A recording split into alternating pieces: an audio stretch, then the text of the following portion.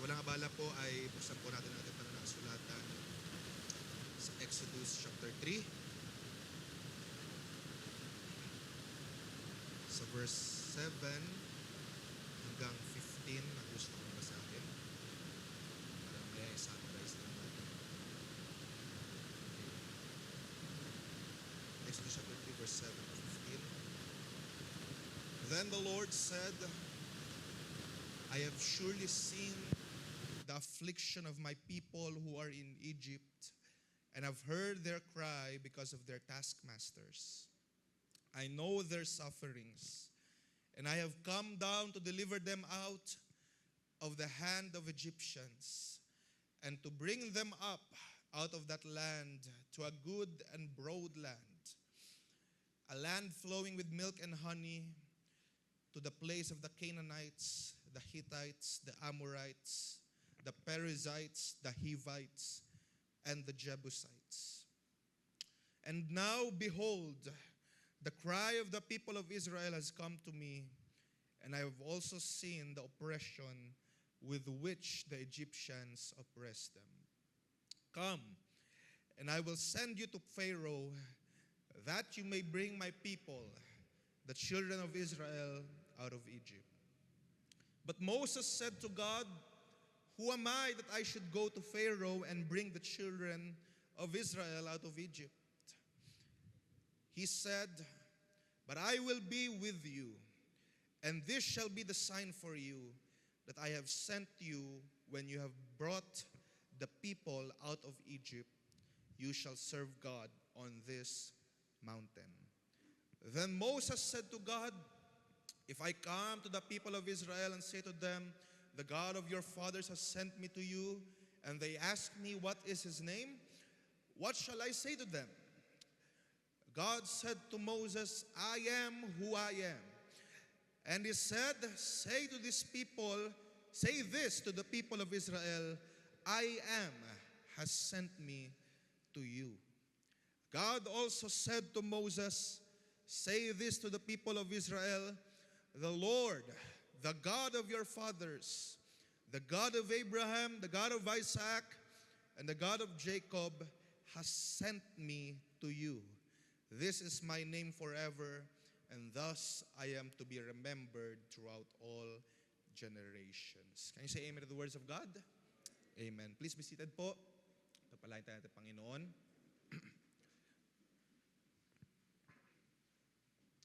Okay, so magandang umaga po sa lahat. On behalf po ng ating pastor na nasa Masbate po ngayon, I hope ay pagdamutan nyo na makatayo po sa inyong harapan. It's a great privilege at naniniwala ako ng lubos na gagawa ang ating Panginoon sa ating kalagitnaan sa araw na ito.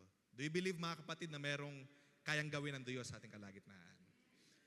Sapagkat ang ating Panginoon na sinasamba ay it's the same God na sinasamba sa Masbate ngayon. For doon merong fellowship ngayon ng mga banal, ng mga ilan natin mga kapatid. So hindi naman talaga tayo onte, ano? Mukhang marami pa rin naman. Marami pa rin naman pala tayo. Pero salamat pa rin sa ating Panginoon sa pag-ingat sa ating pastor, sa ilang mga kapatid na pupunta sa Masbate.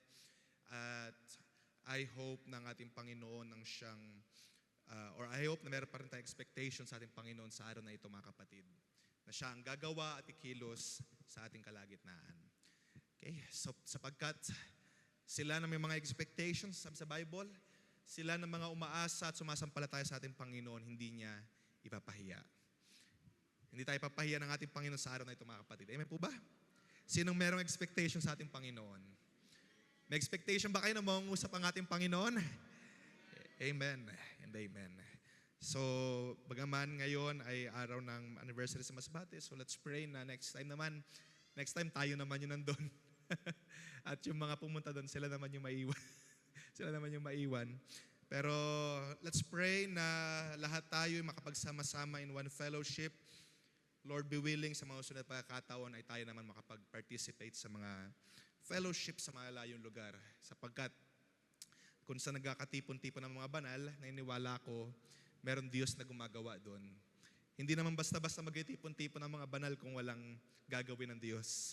Dahil kung nasaan ang Diyos, naroon din ang kanyang mga banal. At naniniwala ako na sa dakong ng masbate ngayon, they are enjoying the presence of the Lord.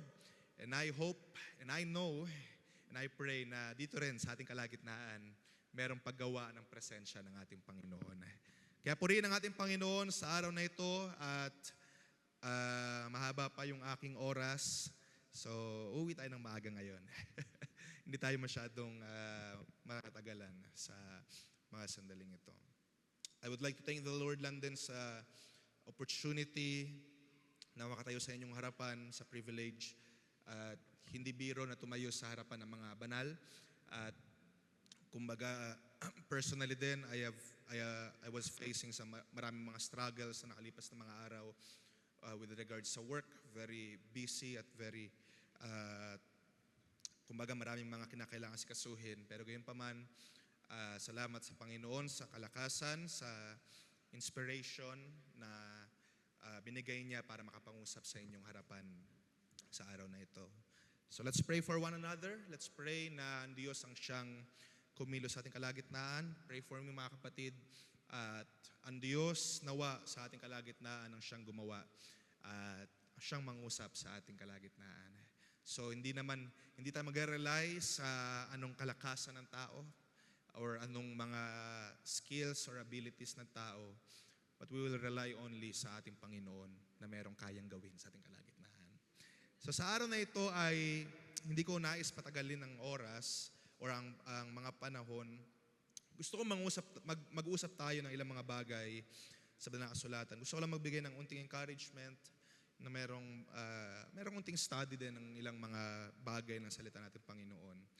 But I want to focus on an encouragement sa umagang ito. I want to talk about God's representation. Okay. So God's representation. Familiar tayo sa mga talatang ating binasa dito sa Exodus. Ito yung kumbaga pasimula ng commission ni Moses. So si Moses, kilala natin siya, isa siyang Levite. So pinanganak siya under sa lahi ni Levi at siya ay pinanganak siya sa panahon na kung saan ang bayan ng Israel ay nasa Egypt. At dahil dumadami na yung mga Israelites sa lupain ng Egypt, if you would remember, di ba? Pumunta ang bayan ng Israel sa Egypt dahil kay Joseph. Dahil nandoon merong kasaganahan, pinagpala sila ng Diyos doon.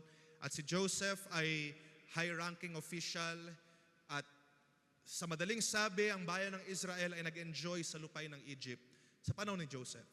Pero dumating yung panahon, nagpapasimula yung book ng Exodus, dumating yung panahon, dumating yung mga paraon na hindi nakakilala sa Diyos at kay Joseph. At therefore, napansin nila, dumadami na ata yung mga Israel sa ating lupain. Parang dumadami yung mga, sa panahon ngayon, di ba, usong-uso yung if you have heard sa Amerika ngayon ang nangyayari, medyo galit sila ngayon sa mga immigrants. Diba? Parang lahat pinapa-deport, lahat pinapabalik sa kanilang mga lupain. It's the same thing nangyari dito sa panahon ng Egypt. Dumadami ata yung mga immigrants, yung mga Israelites. At ang sabi ng paraon, kapag kasobra na silang dumami, baka i-turn over tayo, baka sirain yung gobyerno at mapalitan tayo.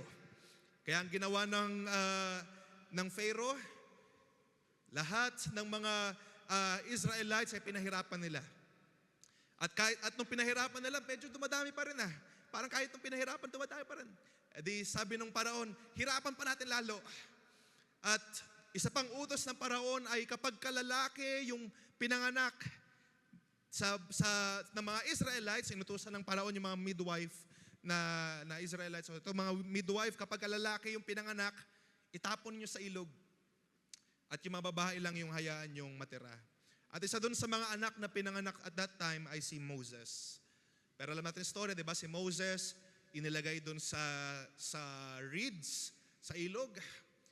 Kasi ang dapat gawin sa mga lalaking anak, talagang papaanod doon sa ilog at hayaan na lang mamatay. Pero yung nanay ni Moses, ang ginawa niya, tinabi dun sa mga talahiban sa may ilog para mapansin nung anak ni Parao. At nung lumaki ito, si Moses, lumaki siya sa under ng kingdom ni Pharaoh sa Egypt. Lumaki siya ng normal at all of a sudden, sa kanyang paglaki, nakaramdam siya ng compassion sa bayan ng Israel. To the point na, ano nangyari? Pinatay niya yung Egyptian.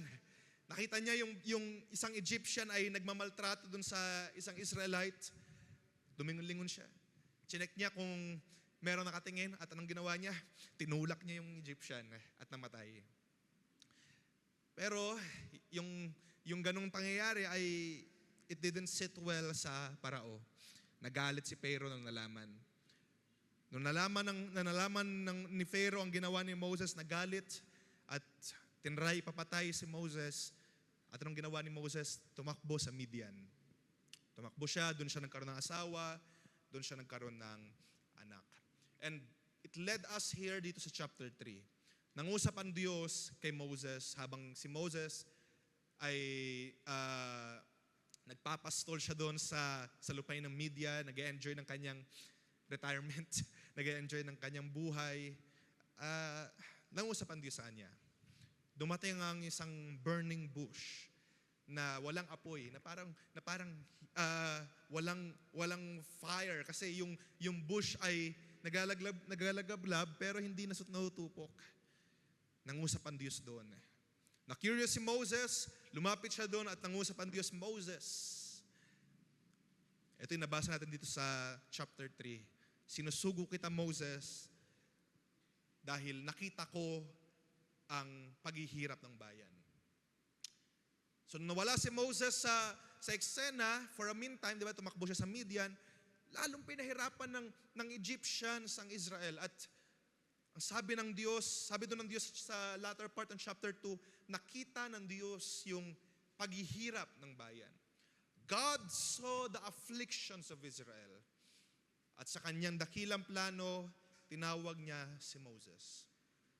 Binasa natin dito sa chapter 3, verse 10, ang sabi doon, Come, and I will send you to Pharaoh, that you may bring my people, the children of Israel, out of Egypt. Halika, Moses, at ikaw ang aking isusugo.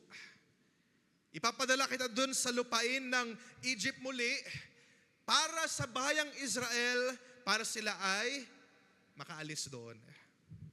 If you would continue reading verse 12, he said, sabi kasi ni Moses, bakit ako? Nag-aalinlangan, bakit ako isusugo mo? Ako ginawa ko to, hindi ako karapat-dapat, hindi ako magaling magsalita, etc. Why me? Pero sabi doon sa verse 12, but I will be with you, sabi ng ating Panginoon. And this shall be the sign for you that I have sent you. When you have brought the people out of Egypt, you shall serve God on this mountain. So sabi ng Diyos, Moses, huwag kang mag-alala, bibigyan kita ng sign na I will be with you. Ako ay kasama mo ito yung sign kapag lumabas kayo, magasamba kayo sa mountain na ito. At ang sabi dito ng Diyos, I will be with you, and this shall be the sign for you that ang Diyos na nangungusap, that I have sent you. Ako ang nagpadala sa iyo, sabi ng Diyos. At from then on, of course, marami pa dyan kung babasahin ninyo, marami pang si Moses, marami pang reasoning. I think nakalima siyang back and forth sa Diyos. Sino ba? Bakit ako? Anong gagawin ko? Hindi naman ako karapat-dapat. At to the point sa last part, nagalit ang Diyos. Sino ba gumawa ng bibig? Sino ba gumawa ng labi para magsalita? Sige, pumunta ka na dun. Akong bahala sa iyo. Diba? At from that moment on, pwede natin sabihin na si Moses ang naging representative ng Diyos para sa bayan.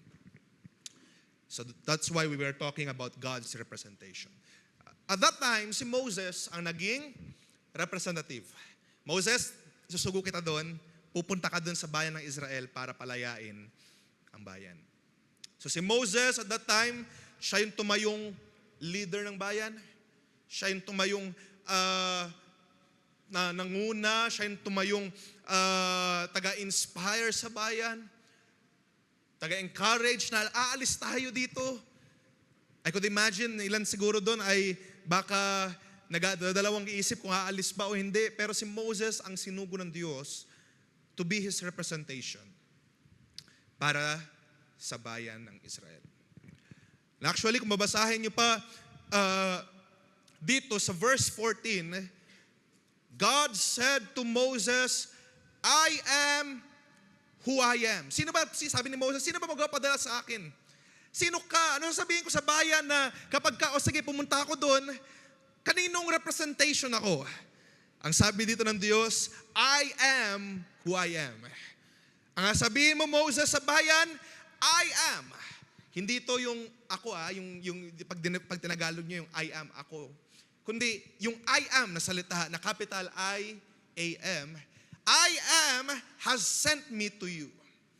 Okay, so hindi ito masyado pupuntahan yung Hebrew niyan na haya, share, haya. So next time na natin puntahan yan. Pero hindi yan yung literal na words na I am. But this is a divine phrase that would describe God. I am that I am. Ibig sabihin, ako yung pasimula, ako yung katapusan, the self-existing one, the divine nature. Ako ang Diyos na magsusugo sa iyo, Moses. Hindi ka pupunta doon sa Israel for any other representative or representation. Ikaw ay representation ni I am. Ikaw ay representation ng Diyos na nag-iisang Diyos. At sinabi ng Diyos sa verse 15, say this to the people of Israel, the Lord, the God of your fathers, the God of Abraham, Isaac, Jacob, has sent me to you. Pinaulit-ulit ang Diyos. In-emphasize niya, Moses, ikaw ay aking representation. You will go to the people of Israel to represent me. Ako ang nagsugo sa iyo. Ako ang nagpadala sa iyo. You will be my representative. And actually, kung babasahin niyo pa doon, let's skip a couple of time, no? Pagdating niya sa Egypt, alam niyo ba nangyari doon nung una niyang attempt pagdating doon? Sabi niya kay Pharaoh, palayain mo na yung aking bayan. Instead na parang smooth sailing, pagdating niya doon, lalo pinahirapan yung bayan. Pinag-build sila ng tore, ng walang straw, ng walang parang pang-support doon sa mga hollow blocks. Lalo pinahirapan at nagreklamo yung bayan, bakit mo kami pinahirapan? Bakit ka nagreklamo kay Parao? At lalo tuloy kami nahirapan. So si Moses ngayon nagtago. Bumalik ulit, Lord. Sabi ko na nga ba, hindi ako yung pinadala mo talaga eh. Pero in-emphasize ng Diyos, I am that has sent you. At sabi pa nga niya sa chapter 7, sa verse 1, sabi ng Diyos doon, see, I have made you like God to Pharaoh. Ginawa kitang tulad ng isang Diyos kay Parang.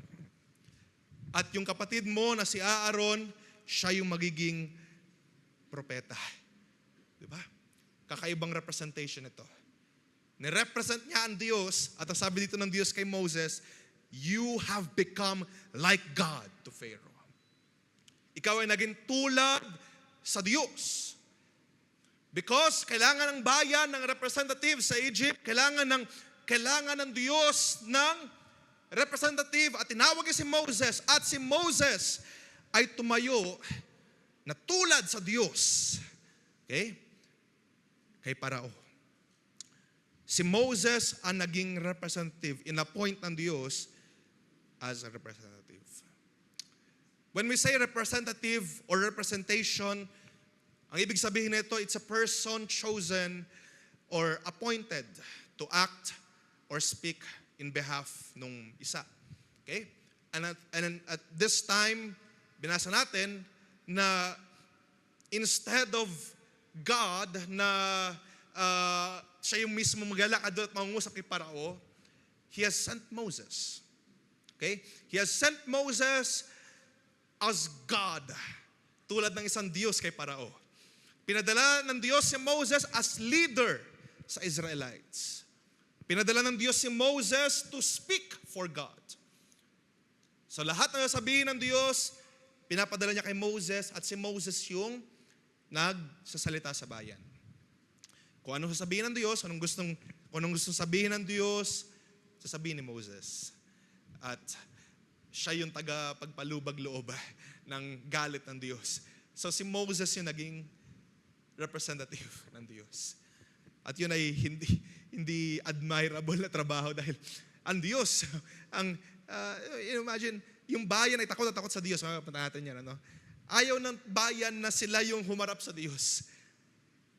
Hindi nila gusto na humarap sa Diyos. Pero si Moses, dahil siya yung representative, kinakailangan tumayo at harapin ang Diyos.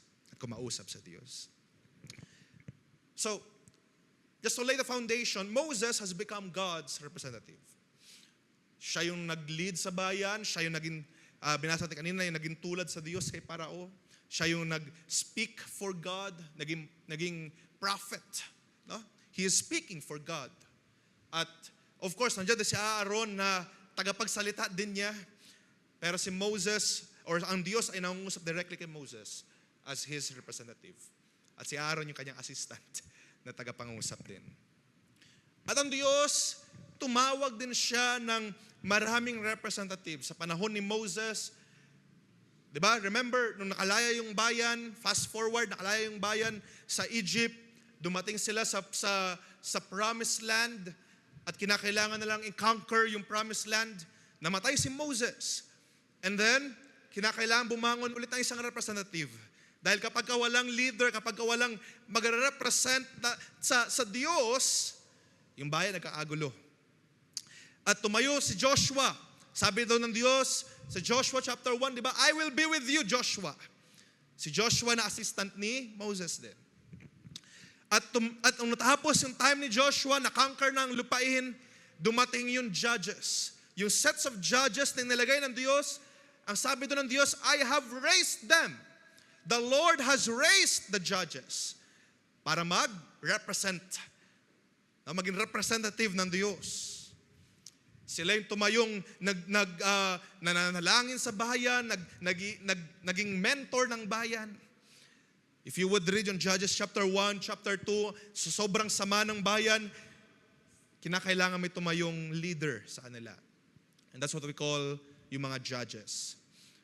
So marami yan, sila Othniel, sila Shamgar, hanggang dumating sa panahon nila Samson, etc., etc. At hanggang dumating sa panahon nila Samuel, na supposedly, yung mga anak ni Samuel yung magja-judge sa bayan, pero sobrang pasaway nung anak ni Samuel.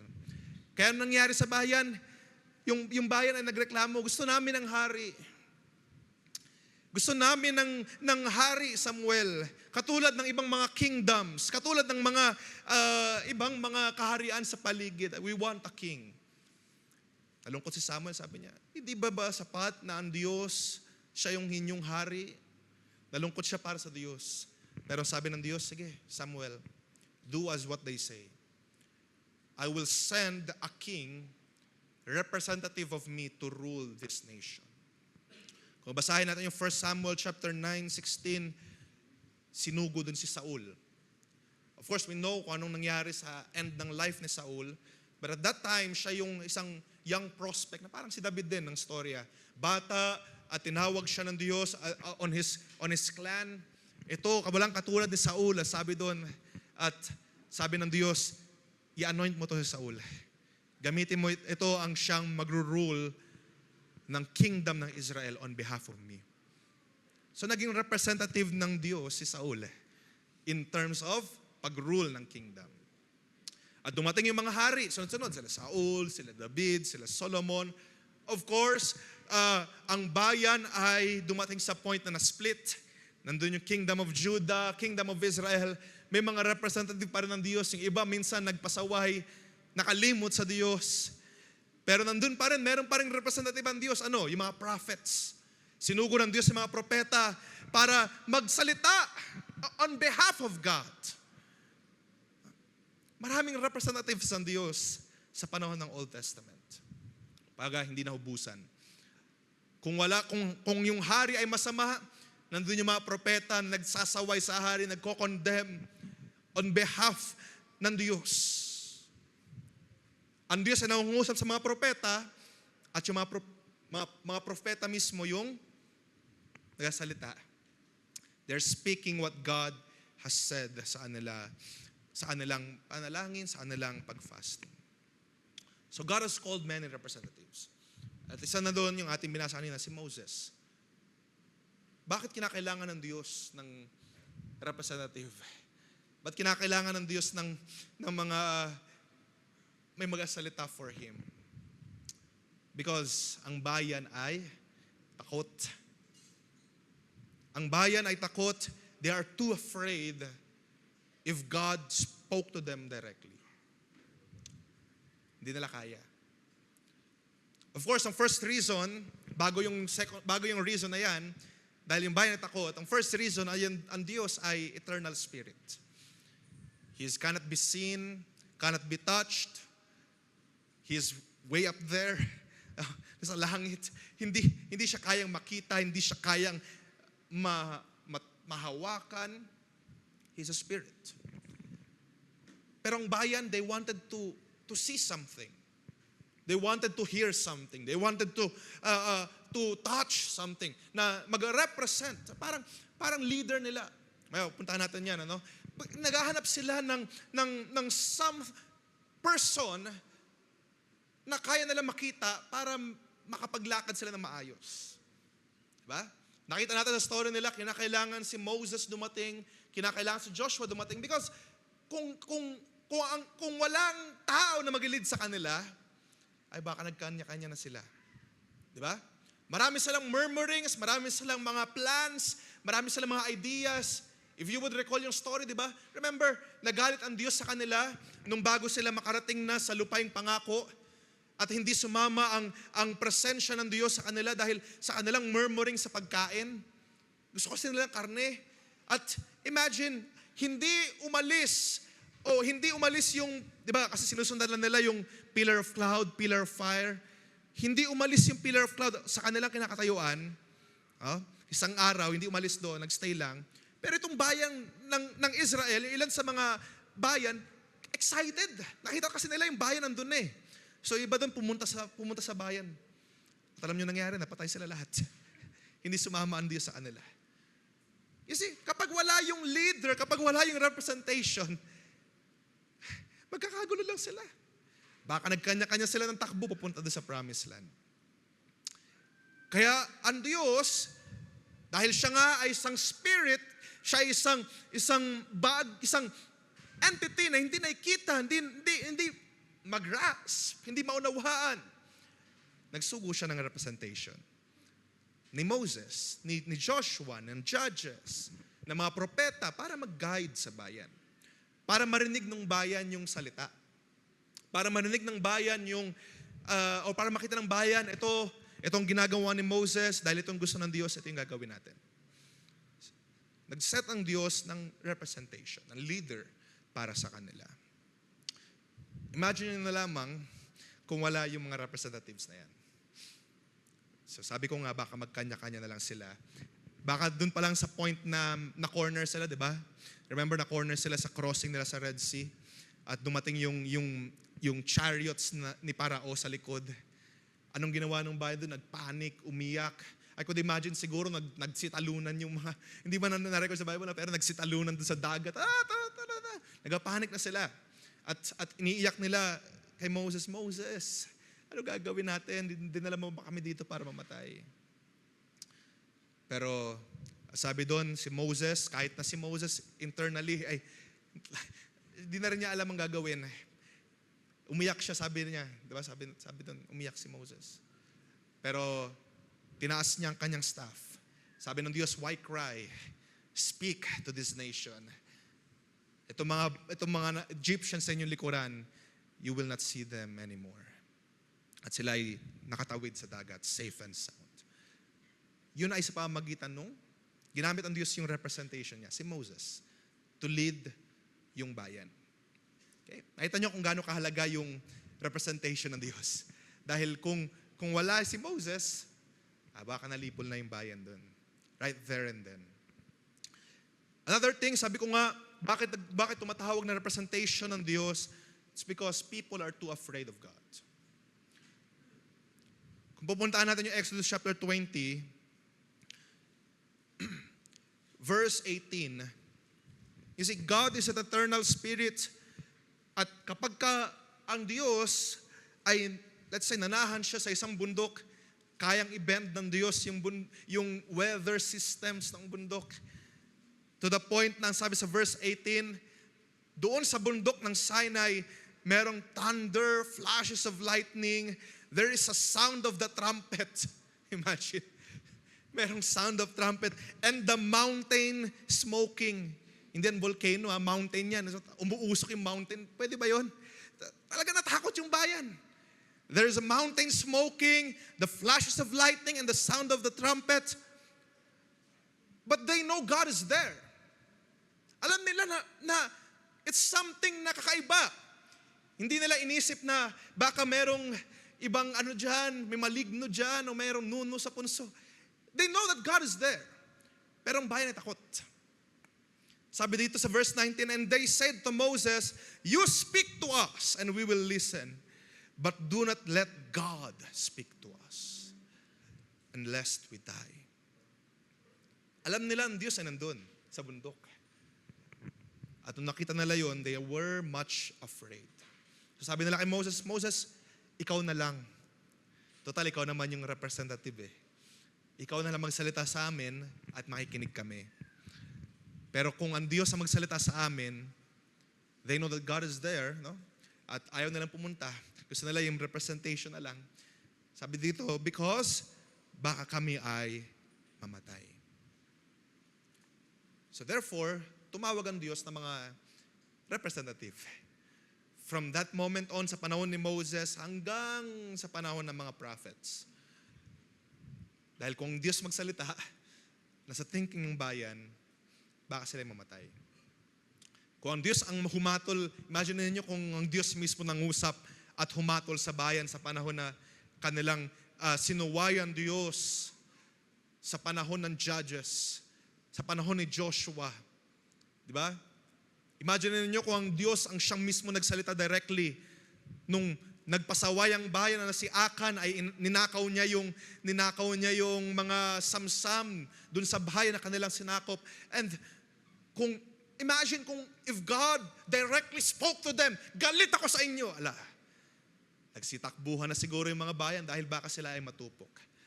Pero Joshua became the representation para sa bayan. Naging intercession siya ng bayan. Si Joshua nang sabi, Lord, anong nangyari nung ginawa namin? Sabi ng Diyos, galit ako sa inyo, galit ako sa bayan dahil sa inyong ginawa. At si Joshua mismo ang nangusap sa bayan. Itong ginawa ninyo, itong sabi ng Panginoon, itong ginawa ninyo, ganitong gagawin natin ngayon. Si Akan at ang kanyang mga kamag-anak, ang kanyang pagmamayari, ating babatuhin. So God uses those representation. Dahil imagine nyo na lamang kung walang representative. Baka nalipol na o baka nagsitakbuhan na sa takot ang bayan ng Diyos. Of course, dumarating yung panahon, alam natin yung storya ng Israelites, medyo cyclic nga yan, medyo repetitive. Dahil alam natin na kapag yung leader nila or yung representation ng Diyos ay wala, ano nangyari? Di ba nagpapasaway sila? Papasaway sila ay bumabalik sa kanilang mga masamang gawi. Remember yung sa story ng Judges, if you would read that, very repetitive. Darating yung Judges, sila ay hihingi ng awa sa Diyos dahil, Lord, nahirapan kami sa Philistines, nahirapan kami sa Amorites, sa ganito ganyan. Babangon ng Diyos ng judge, ang bayan na magiging mabait, magpasalamat sa Diyos, and then after a while, pag mawala na yung judge, magpapasaway ulit yung bayan. Magkakamali ulit, magkakaroon ulit ng mga Diyos-Diyosan. And then after that, isugo ng Diyos ang consequence sa kanilang mga ginawa. Nandyan yung mga sasakop ulit sa kanila, tapos iyak na naman sila, Lord, Lord, sinasakop na naman kami ng ibang tribe. E di magkatayo na naman ng Diyos ng panibagong representation. Di ba? Ulit. Nakita natin ang bayan kapag wala yung representative. At kung mabalik tayo sa story ni Moses, balikan natin ito, no? Kung mabalik natin yung story ni Moses, dumating din sa point na si Moses na representation ng Diyos ay nawala for a short time. Sabi sa chapter 32 ng Exodus, anong nangyari nung nawala si Moses? When the people saw that Moses delayed to come down from the mountain, the people gathered themselves together to Aaron and said to him, "Up, make us gods who shall go before us." Imagine ninyo, wala lang yung representative ng Diyos. Nawala lang si Moses. Sabi ng bayan, na-delay na tayo si Moses, iniwan na tayo nito. Sige, Aaron, tumayo ka dahil ikaw naman yung assistant. Let us make gods. Gumawa tayo ng Diyos-Diyosan at ito yung sambahin natin.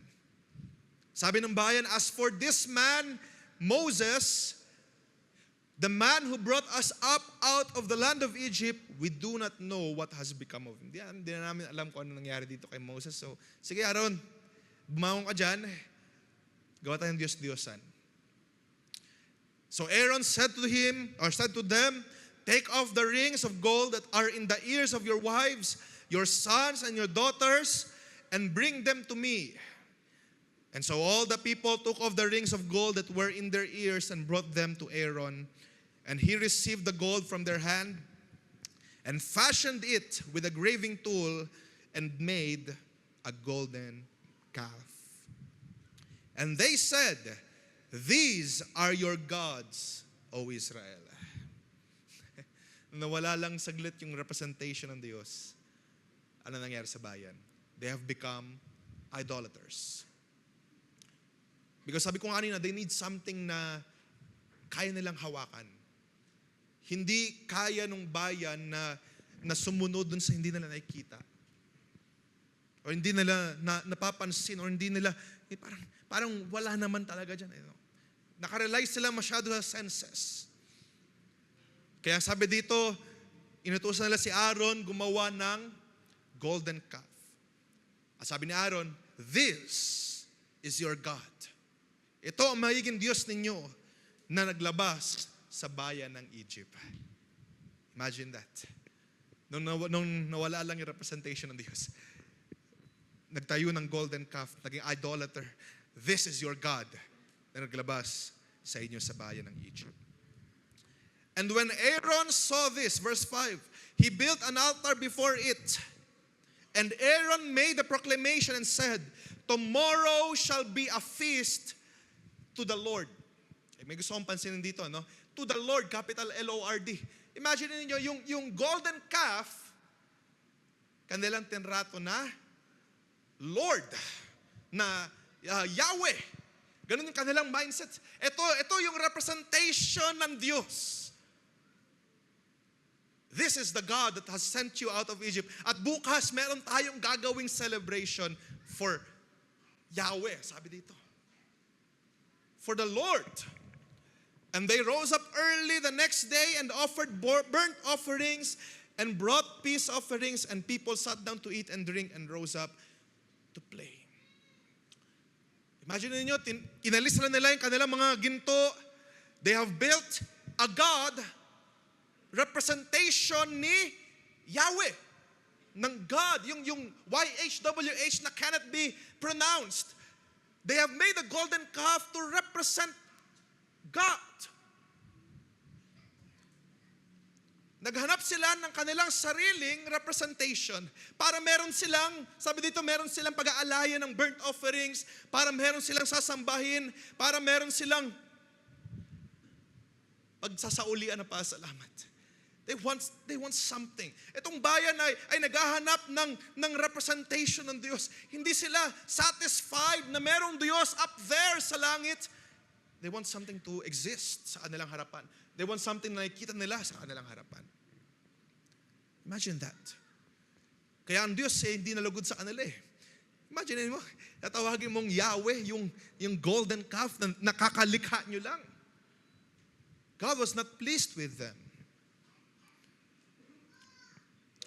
At tinawag nila, or ang ginawa nila dun sa baba, while they wait for Moses, they worship this golden calf as something na nagpalaya sa kanila sa lupain ng Egypt. And of course, alam natin nangyari, di ba? Pinababa ng Diyos si Moses. Moses, bumalik ka doon sa baba. Yung bayan ay, they have gone worshiping idols. Pagdating sa baba ni Moses, nagalit si Moses. Nagalit siya on behalf ng Diyos. Dahil ang Diyos ay galit na galit. Sabi ng Diyos kay Moses, pagalitan mo yung bayan. Being representation ng Diyos, di ba? Si Moses, nagalit ang Diyos at sinabi ni Moses din sa bayan, ang galit ng Diyos, anong ginawa ninyo? Pinag-explain si Aaron. Actually, nakakatawa yung storya doon kung mabasahin nyo. Doon kay Aaron, nung sinabihan ni Moses si Aaron, anong ginawa ninyo? Bakit ganito nangyari? Sabi ni Aaron sa verse 24, kasi ang ginawa namin, kumuha kami ng mga ginto, hinagis namin sa apoy, at yun, paglabas dun sa apoy, naging golden calf agad. Parang bata magpalusot. Paglabas sa apoy, yun, golden calf agad eh. Bigla na lang dumating yung golden calf na yan. Pero diba, clearly naman sa verse 4, sabi doon, inanyuan, dinesign ni Aaron. Pinalusot pa. Paglabas sa apoy, golden calf agad. So these people, they long for representation. Makita natin, ang bayan, hindi talaga sila makapag-worship or hindi sila makapagsamba. They need something. They need some representation. They need someone that would guide them, that would lead them. And of course, influence sa panahon nila sa Egypt. Di ba yung mga Diyos-Diyosan sa Egypt, katulad nila Ra, ng mga sun god, whatever, they have statues. May mga inanyuang larawan.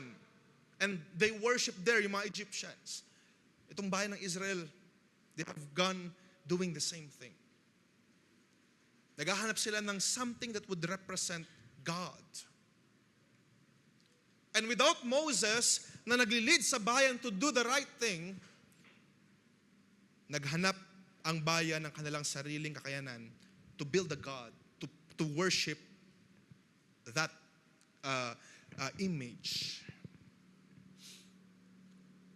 So nakita nyo kung gaano ka-importante yung mga inilalagay ng Diyos na representative. It's very important.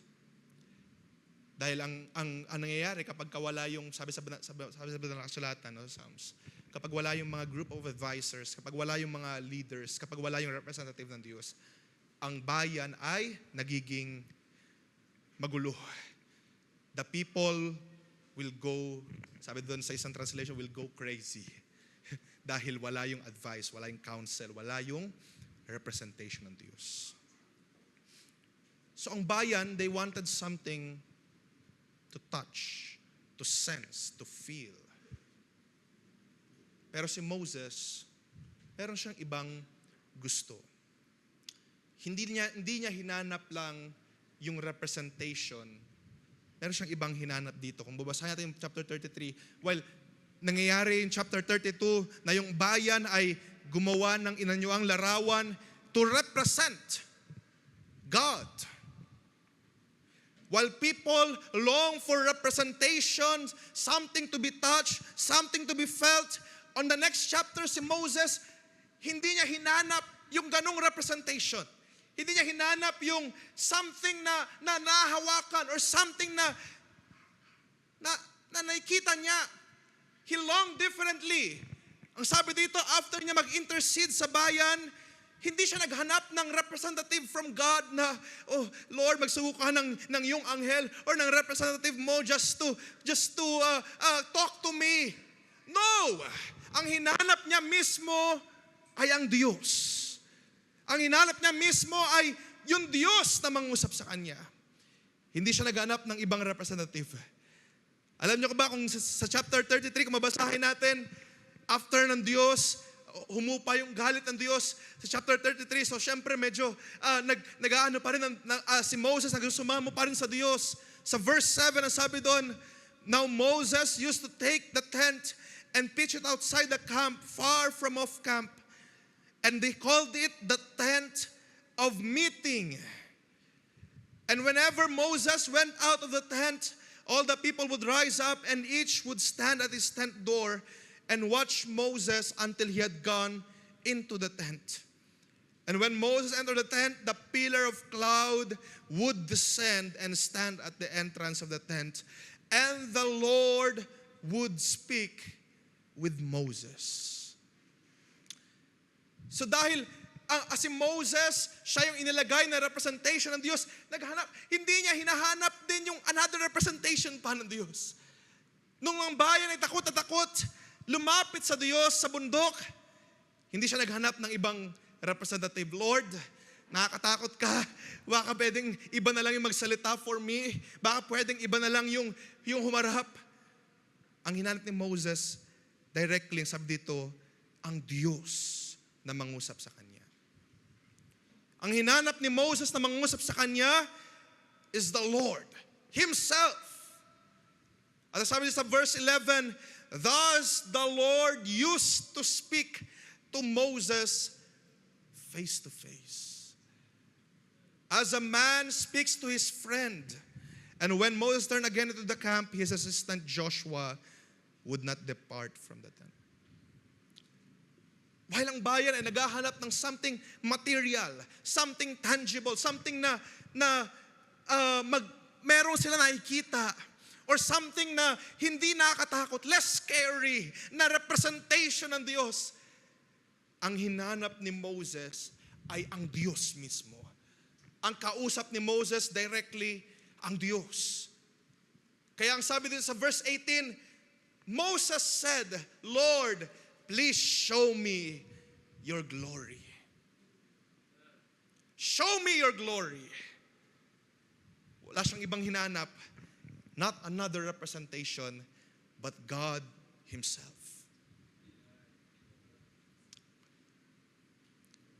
All of these people naghahanap ng something na pwede nila makita, ma-appreciate, yung nakaka-relate sa kanila. No? These people, what they want is something na relatable. Yung kaya nila makita, ma-appreciate, ito yung Diyos. That would represent God. Kaya gustong-gusto nila si Moses because Moses is relatable. Tao siya eh. Nalalaman niya yung mga ginagawa namin.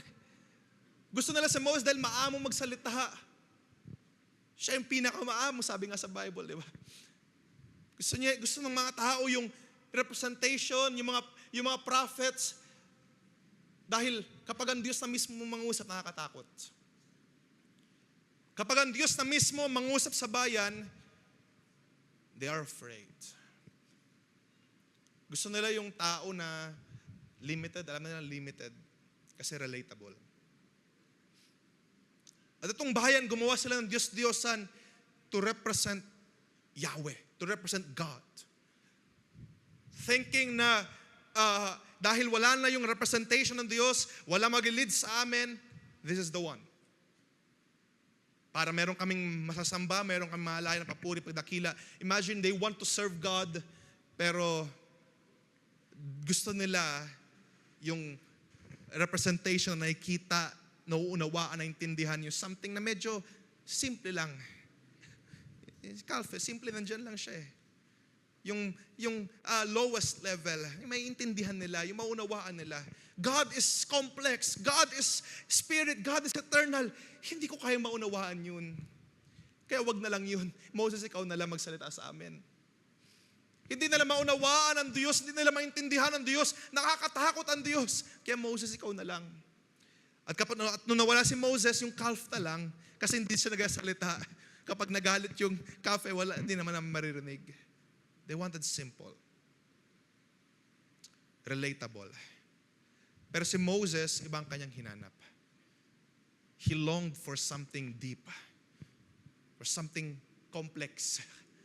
Hinanap ni Moses Hindi siya nasatisfy sa mga simpleng mga bagay. Naglong siya on something deeper with God. Lord, show me your glory. Of course, ang Diyos ang nagsusugo ng kanyang representation. But si Moses merong pagkauhaw sa kanyang puso. Hindi siya humiling ng mga anghel to spoke in behalf of God. Moses talked to God, talked to the Lord face to face. At ang hinahanap ng Diyos, or hinahanap ni Moses sa Diyos, Lord, magpakita ka, show me your glory. Ipahayag mo, totoo, hindi man kita totally maintindihan. Very complex, very something na talagang nakakatakot. Awesome God. Pero Lord, magpakita ka. Pakilala mo sa amin kung sino ka. Hindi ako masatisfy sa mga inanyoang larawan. Show me your glory. He longed for the glory of God. He longed to see it for himself. Hindi niya gusto ng any other representative. Imagine saying that to God. Show me your glory. Lord, magpakita ka. It's as if to say, Lord, magpakita ka sana harap-harapan. Imagine saying that to God. Yung bayan ay natatakot. Doon pa nga lang sa mga kulog, doon pa nga lang sa ulap, sa usok, natakot ng bayan. Imagine saying that to God. Lord, magpakita ka sa akin. Pero si Moses, ganun ang kanyang desire. He doesn't want any other representation. Gusto niya directly ang Diyos ang gumawa sa kanya. Sabi niya, if you will not go with us, kung hindi ka sasama sa amin o Diyos, hindi kami aalis. Kung hindi ka sasama sa amin, hindi ko maramdaman na ikaw ay nandito sa amin, I don't want to go. Please show me your glory. No other glory, no other person, no other graven images. Ayoko ng ibang mga inanyo larawan, kundi ikaw o Diyos ang magpakita sa akin. That's something different. Ang bayan, they are used sa mga representation lang ng Diyos.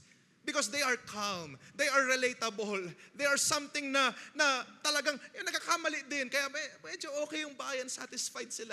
Nagkakamali naman din si Moses, nagkakamali naman si Joshua. Kaya pag nagalit, okay lang.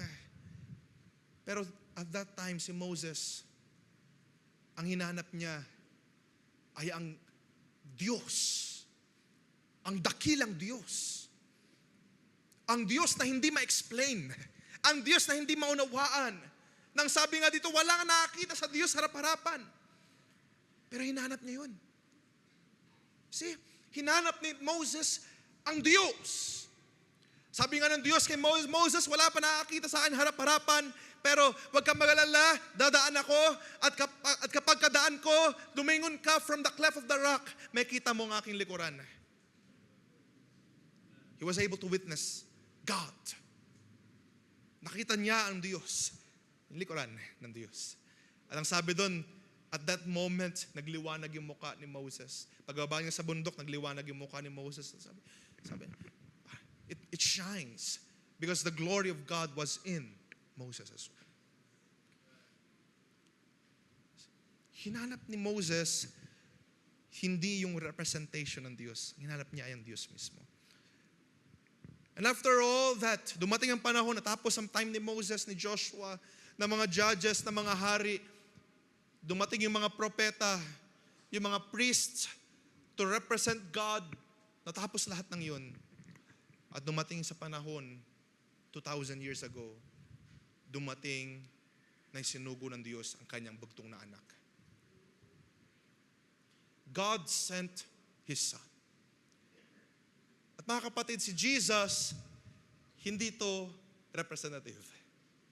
Si Jesus was not any representative.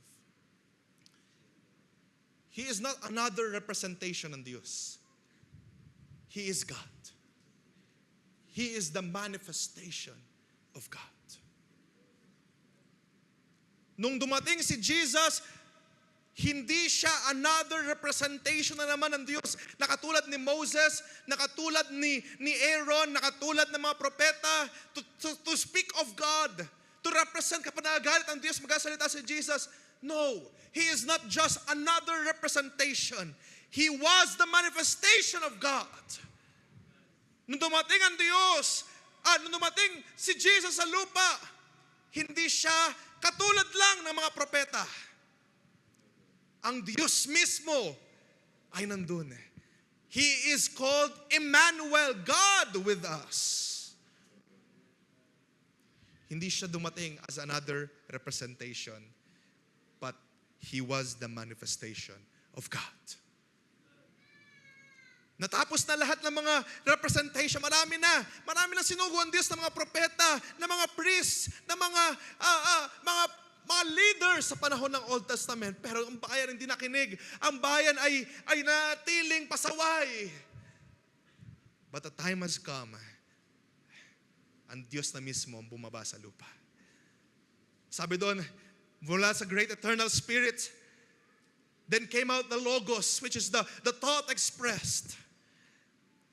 At ang Logos, the Word became flesh and dwelt among us.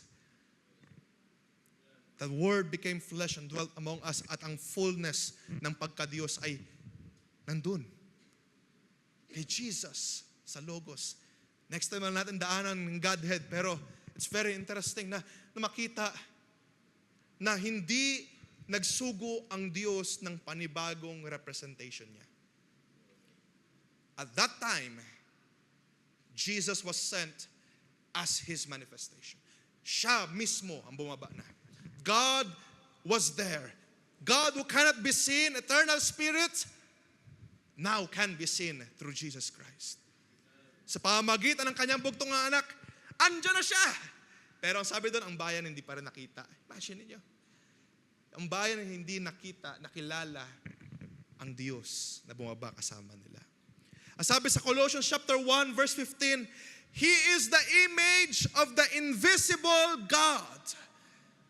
Ang Diyos na hindi nakikita, ang Diyos na hindi maunawaan, ang Diyos na sasabihin ng ilan hindi relatable kasi nga spirito siya sa kalangitan. Pero merong image siya na ginawa, and that is Jesus. That's the image of the invisible God, the firstborn of all creation. Something na hindi maunawaan, hindi makita, pero sinugo ng Diyos si Jesus, na siya mismo ay nanahan doon. And all the fullness of Godhead dwelt in Him. He is Emmanuel, God with us. Hindi siya nagpadala ng another representative. Oh, ito na naman ang another prophet. Oh, ito na naman ang another king. Ito na naman ang another leader ng bayan. At that time, ang sabi ng Diyos, I will be with you. Ako na ngayon ang pupunta. Ako na ngayon ang sa inyo. At sinugo ng Diyos ang kanyang bugtong na anak, not just another representative, but His manifestation. Hindi na siya nagsugo ng another representation pa. Dahil ang bayan hindi naman nakikinig eh. Ang bayan ay hindi naman sila interested na sa mga representation ng Diyos. Imagine niyo sa panahon na ni Malakay hanggang dumating si Jesus, tahimik, very quiet. Kasi nga hindi nga interested ang bayan sa representations ng Diyos. Ayaw na ng Diyos, ayaw na ng bayan makinig sa mga propeta. Ayaw na ng bayan makinig sa mga leaders nila. Kahit yung mga leaders mismo na inilagay ng Diyos ay naging masama. Pero at that time, sabi doon, God sent His Son. His Son, ang sabi dito verse 15, He is the image of the invisible God. For by Him, Colossians chapter 1, for by Him all things were created in heaven and on earth, visible and invisible, whether thrones or dominions or rulers or authorities, all things were created through Him and for Him. He is before all things, and in Him all things hold together. He is the head of the church, the head of the body. He is the beginning, the firstborn from the dead, that in everything He might be preeminent.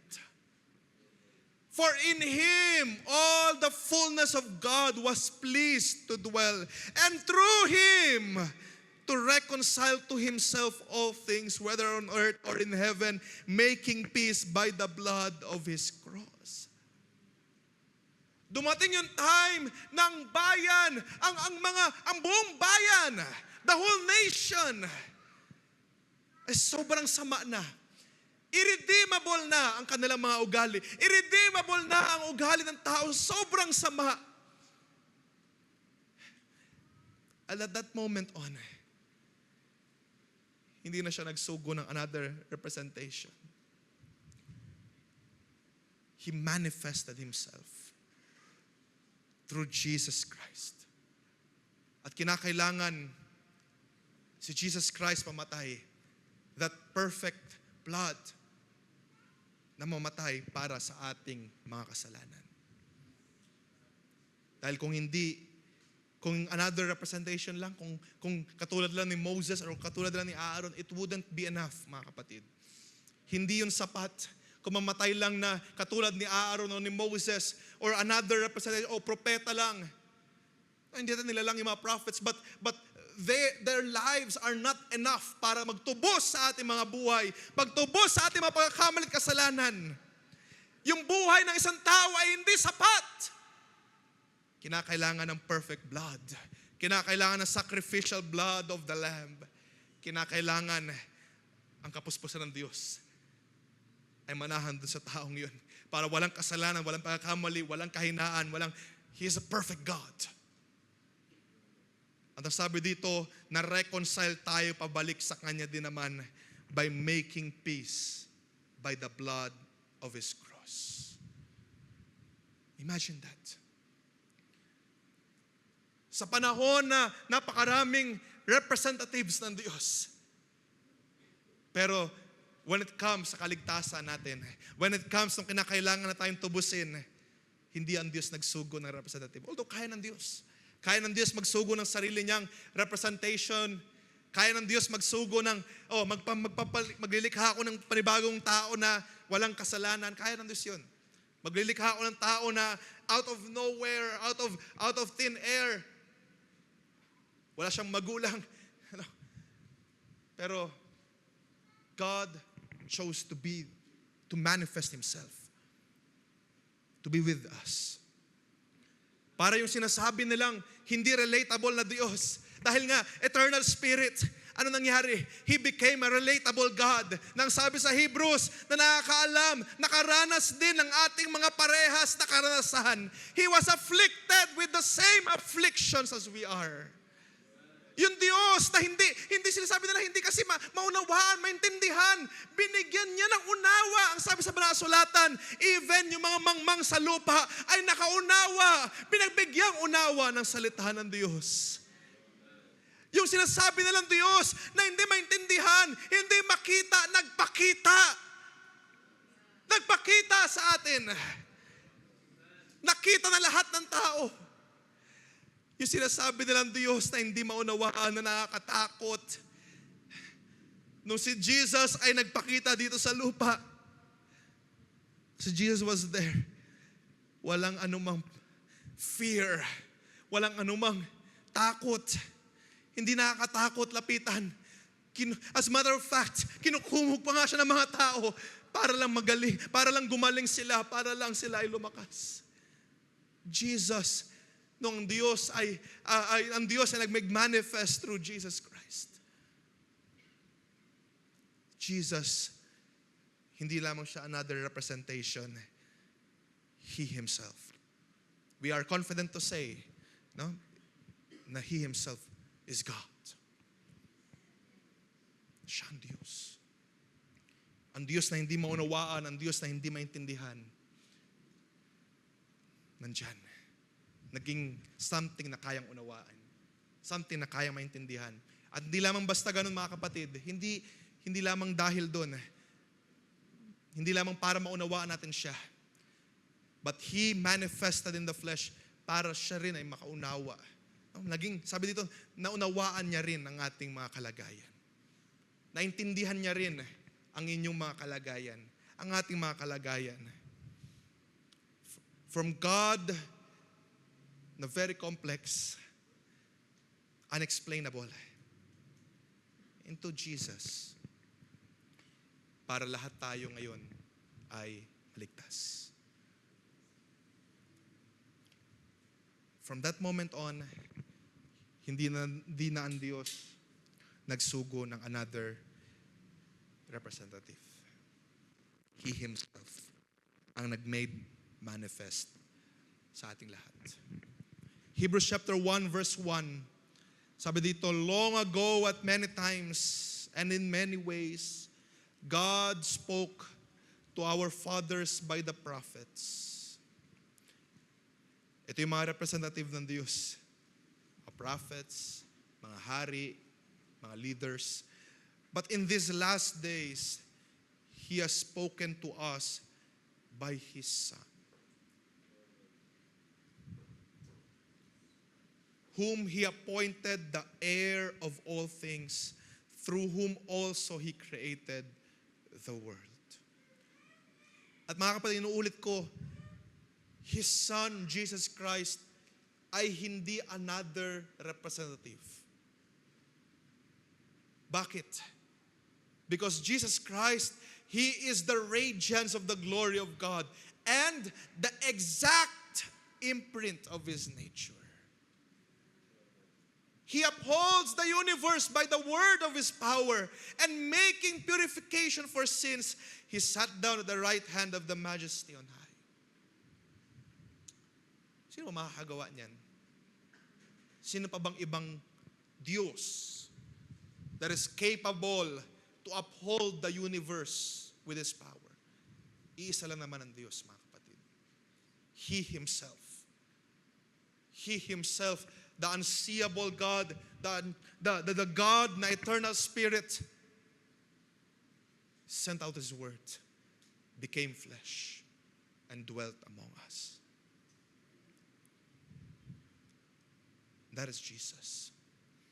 Si Jesus, siya ang radiance of the glory of God. In these last days, mga kapatid, sa huling mga kapanahunan, where we belong, of course, may mga propeta pa rin naman, di ba? May mga apostol pa rin, may mga pastors. Those are representations of God as well. Pero, hindi lang doon, hindi na lang doon nangungusap ang Diyos. He has sent His Son, Jesus Christ. He has spoken to us by His Son, which was sent for us. This time, hindi na God's representation. He sent His manifestation. He sent Himself. Nag-manifest siya sa ating lahat to speak to you. Hindi na kinakailangan ng Moses to speak on behalf of him. Hindi na kinakailangan ng propeta to speak on behalf of God. Right now, sinugo ng Diyos ang kanyang banal na spirito to speak to you.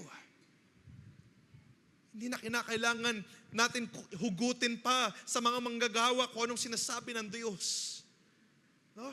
Hindi kinakailangan hugutin pa sa mga elders, sa ating pastor, what God has to say for me. Anong plan ng Diyos for me? Anong plan ng Diyos para sa akin? Anong gagawin ng Diyos for me? God is speaking to you right now, directly. Nawala na ang tabing, ang sabi sa Banal-Sulatan. Nung nahapak na ang tabing, freely you can go and speak to God. Sa panahon ng iyong pangailangan, sa panahon na ikaw ay kinakailangan mo lumapit sa Diyos ng kagalingan, kalakasan, you can freely go to God. Hindi na kinakailangan, pastor, elder, kuya ganito, ate ganito. You can freely talk to God. You can freely talk to Him and address Him, Lord, help me in my unbelief. Lord, tulungan mo ako. Lord, help me. Hindi na kinakailangan ng sino man. Sabi nila ang term, walang sino man nag-gatekeep. Walang gatekeeper ang Diyos. He is freely accessible sa lahat. Walang sino man ang pwedeng mamagitan within you and God. Sabi nga sa mga sulatan, nothing can separate us from the love of Christ. Of course, maganda nagpapapray tayo sa ating mga manggagawa, sa ating mga pastors and elders, pero ikaw mismo, mga kapatid, binigyan ka ng direct access. Ikaw mismo, you can pray and ask God ng iyong pangailangan. Inalis na ng Diyos ang tabing. Dati si Moses lang ang may karapatan magsalita on behalf of God. Kaya nga nagalit yung mga kapatid niya eh. Nagalit yung mga kapatid ni Moses. Ikaw lang ba, sa'yo lang ba nangungusap ang Diyos? At anong ginawa ng Diyos? Nagalit ang Diyos sa mga kapatid niya. Oo, sabi ng Diyos, in-affirm ng Diyos, oo, kay Moses lang ako gumagawa. But that's time past. Those are shadows of things to come. Right now, God sent His Son, not another representation of Him, but He Himself manifested in the flesh. At doon, sa pamamagitan ng Kanyang bugtong na anak, nakakalapit tayo ngayon sa Kanya. We can draw near to God. We can draw near to Him, mga kapatid. Kung may mga pangailangan tayo, may mga desires tayo, we can freely cry out to God, Lord, tulungan mo ako. Lord, marami akong kainan. Lord, nagkakasala ako. And kung back then, kapag ang Diyos ay nagalit, kapag ang Diyos ay meron siyang pagpaninibugho sa bayan, ang kanyang galit ay gano'n na lamang mag-express. But when Jesus was here, ang biyaya ng Diyos ay na-made manifest even more. Ang Diyos ay mabiyaya. Kahit naman sa lumang tipan, mabiyaya na siya. Ba? Kahit naman sa Old Testament, sa panahon pa nila Abraham, nila Adan, mabiyaya na ang Diyos. Diba? Hindi nga niya pinuksa si Cain agad eh. Mabiyaya ang Diyos. Right? Pero hindi yun kasi ma-express properly at that time. For them, for Israelites, God is scary. Para sa bayan ng Israel, God is something na hindi maunawaan, maintindihan. Hindi ko magets ang Diyos. Ano bang gusto ng Diyos? Ano bang ayaw ng Diyos? Hindi nila maunawaan. Kaya natatakot silang lumapit sa Diyos. But when He manifested Himself through Jesus Christ, ngayon masasabi natin, oh, I want to know you more. Nakita natin ngayon na hindi lamang Diyos na laging galit or pagkagalit na Diyos. Nakita natin, through Jesus Christ, nakita natin, mabiyaya pala siya na Diyos. Naintindihan natin na siya pala ay maibigin na Diyos. Naintindihan na natin na siya pala ay ang Diyos na manggagamot. Hindi lamang siya Diyos na puro puksa, patay. Hindi ganun ang Diyos. Naintindihan natin through Jesus Christ, His manifestation. Nakita natin na siya ang nagpapagaling. Siya ang nagmumulat ng ating mga mata. Siya ang nag-umiibig sa atin. He manifested Himself para maintindihan natin, maunawaan natin kung sino ang Diyos. At ngayon nakita na natin, praise God, naunawaan natin ngayon, naintindihan ko na, God is something na relatable pala. Sabi doon, naranasan din niya yung ating mga karanasan. We have a high priest, sabi sa Hebrews chapter 10. We have a high priest who is able to sympathize with us. Bakit? For He was also afflicted as we are.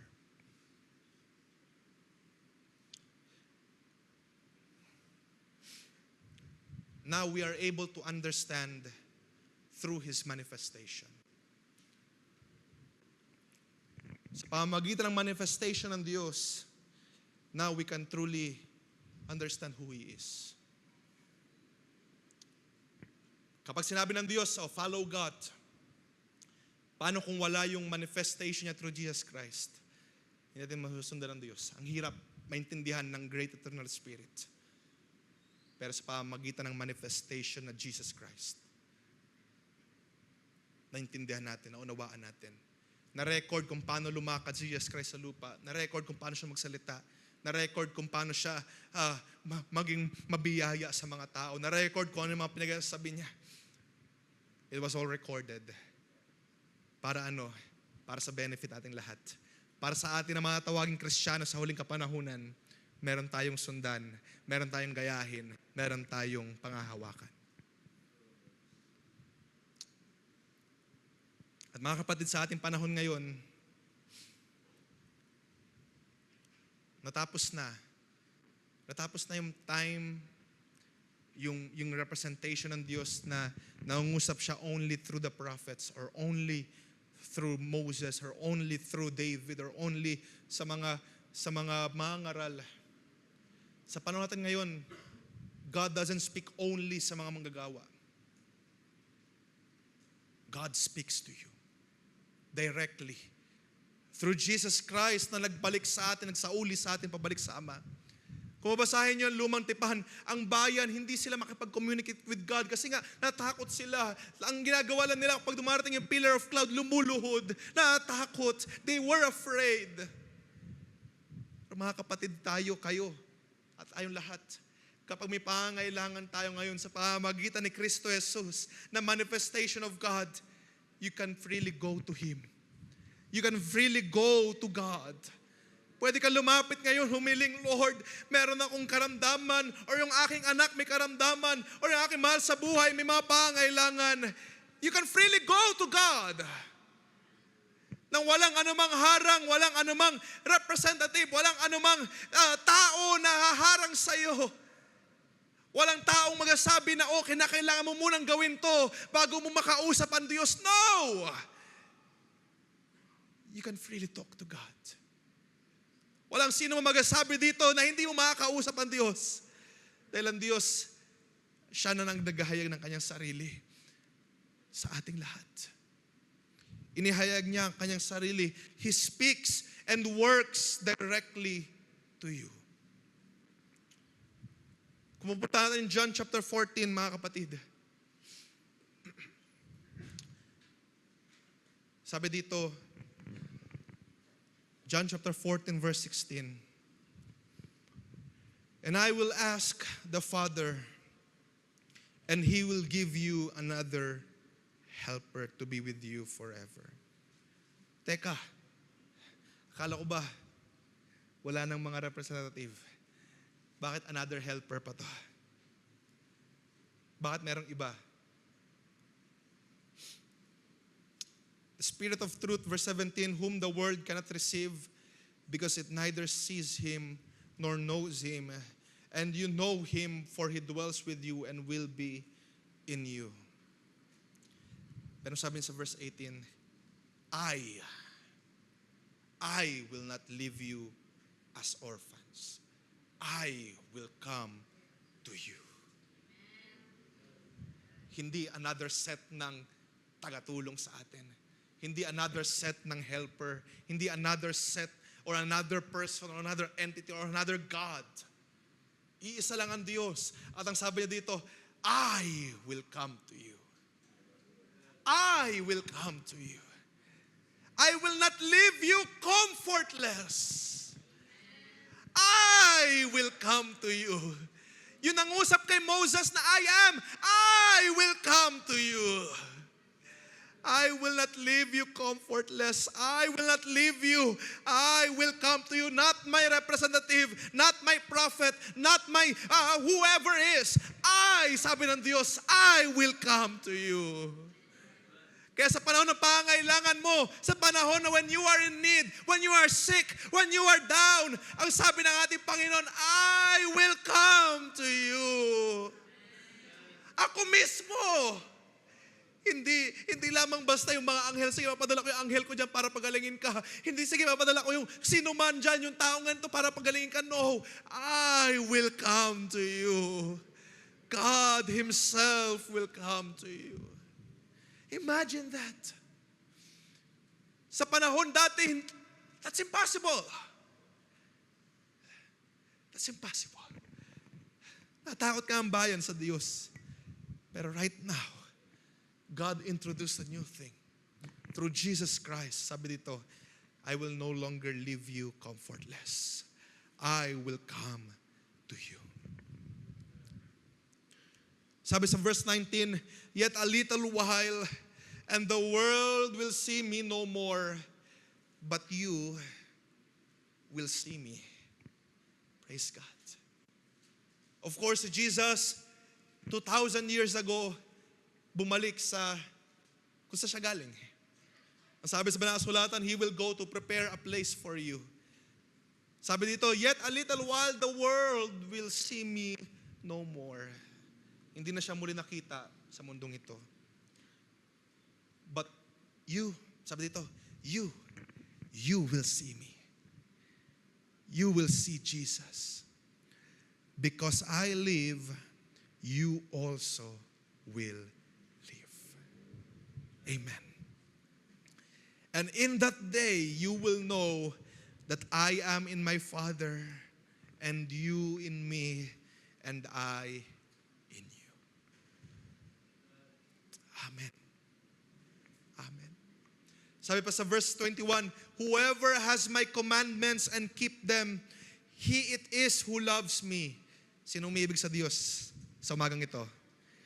And he who loves me will be loved by my Father, and I will love him and manifest myself to him. Ihayag ng Diyos entirely who He is. Those who love the Lord. He will manifest Himself sa kanila na mga umiibig sa Diyos. Hindi na through another person. There is no veil. Alam natin, di ba? Alam na natin ang nangyari kung bakit ganun ng mga Israelites. Because, sabi ni Pablo, there was a veil in them. Hindi nila nakita ang Diyos in its entirety. Hindi nila nakita ang Diyos, hindi nila na-appreciate ang Diyos dahil nga merong veil na nakatabing sa kanilang mga mata. Now when Jesus arrived, He was manifest. God's manifestation was there. The Word became flesh. Hindi nila nakita yun. Because there was a veil. Pero nung si Jesus ay namatay, sa ating lahat, the veil was removed. At nakita natin who He is. That's God. That's Emmanuel. God with us. At sabi dito, he who loves me will be loved by my Father. Again, iisa. Sabi sa banal na kasulatan, I and my Father are one. And I will love him. And I will manifest myself to him. It no longer needs any other representation. Siya mismo maghahayag ng kanyang sarili sa iyo. Meaning, mararanasan mo directly mula sa Diyos ang kanyang mga gawa. Kung ang Diyos ay manggagamot, mararanasan mo directly na siya ay manggagamot sa buhay mo. Kung ang Diyos ay Jehovah Jireh, mararanasan mo directly from God Himself na siya ay mag-provide ng ipangailangan. Kung siya ay tagapagligtas, from Him directly, mararanasan mo na siya ay tagapagligtas. Kung siya ang Diyos na maawain, mula mismo sa Diyos mararanasan mo ang kanyang biyaya at habag. Praise God. Remember si Lazarus, di ba?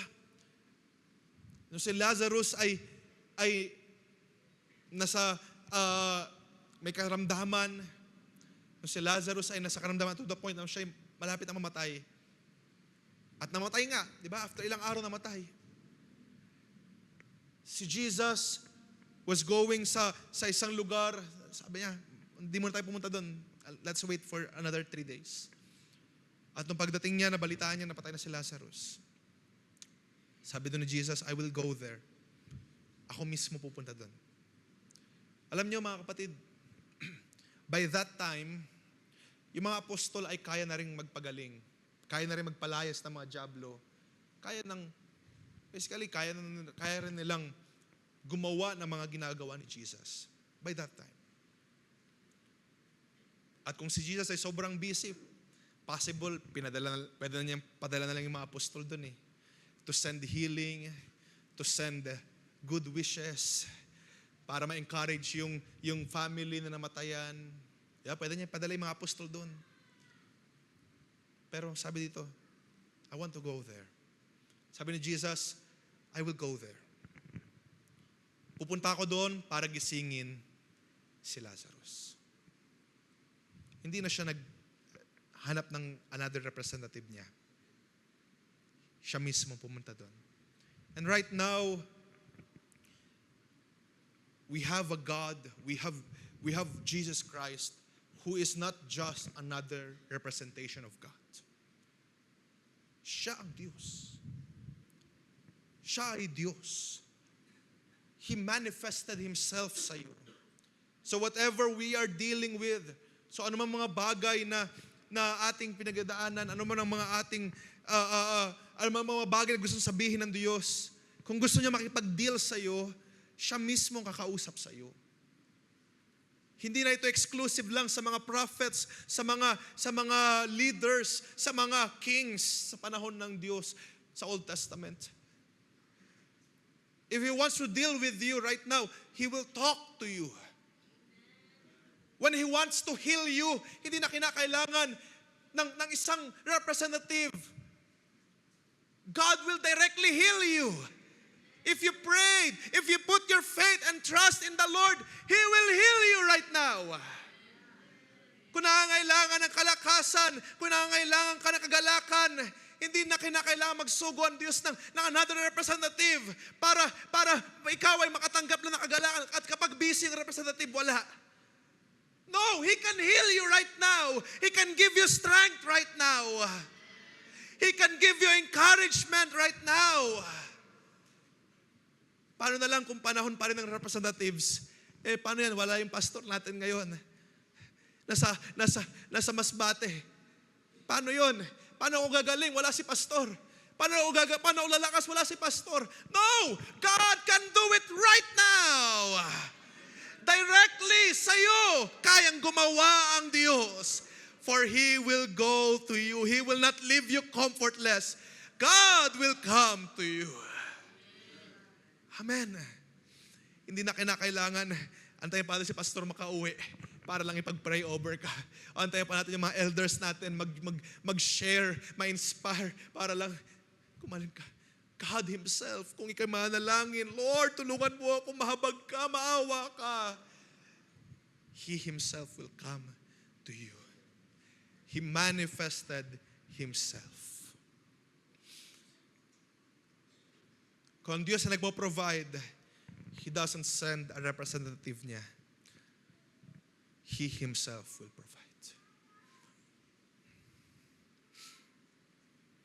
No more barriers.